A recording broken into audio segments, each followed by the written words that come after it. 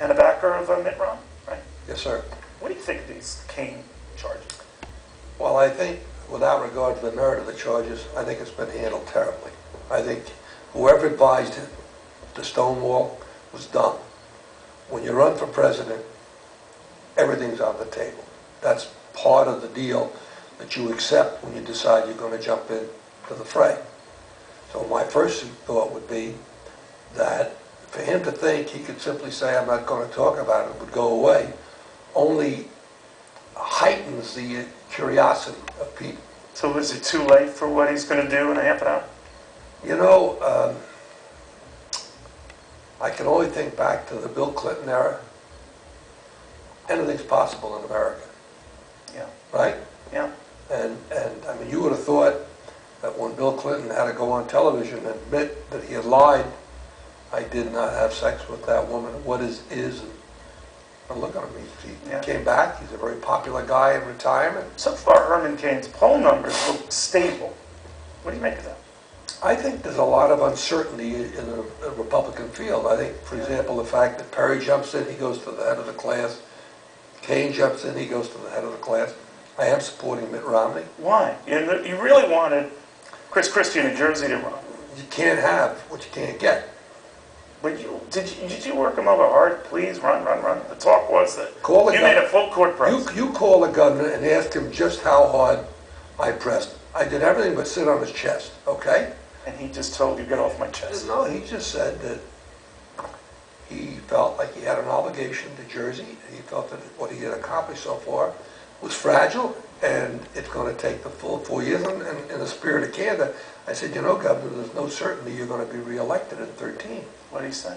I understand that, he said, but I still have to make this decision. And I said, the reason we wanted you is exactly for the way you're acting right now.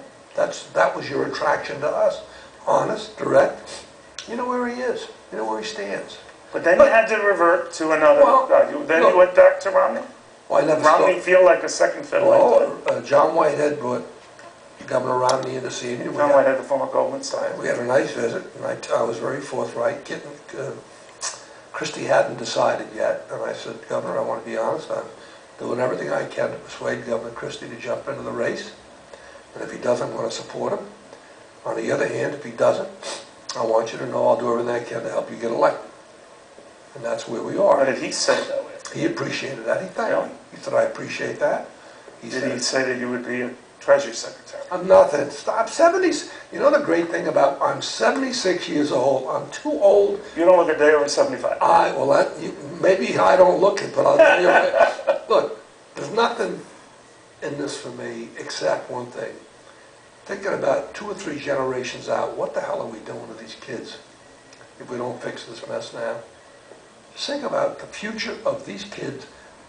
You look at Greece, you look at Italy, you look at Spain, you look at Ireland, Portugal, guess what? It'll be here. We've got to learn to have fiscal discipline. But on the other, Republicans are hardly showing up. Whoa, do me a favor. I'm not going to sit here and issue an apology for the 2001 to 2009 spending rate, okay? Being very frank, I mean... I thought you were very critical of it then. I was, back then, I said, you know what, Representative Ryan now has religion, he's all for spending restraints, and I asked him, I said, how many spending bills did you vote against when George Bush was president? Every one he voted for. So you think there's a little bit of box on both parties? No, sure there is. Okay. But where are we now? Why do I like Romney? Or why am I supporting him? Which I also like. His wife got up last week at this fundraiser we had for him, and she said, I want to show all of you one thing about my husband. He's an honest man, and there's nothing in his past that's going to come out that's going to embarrass any of you or me or his family.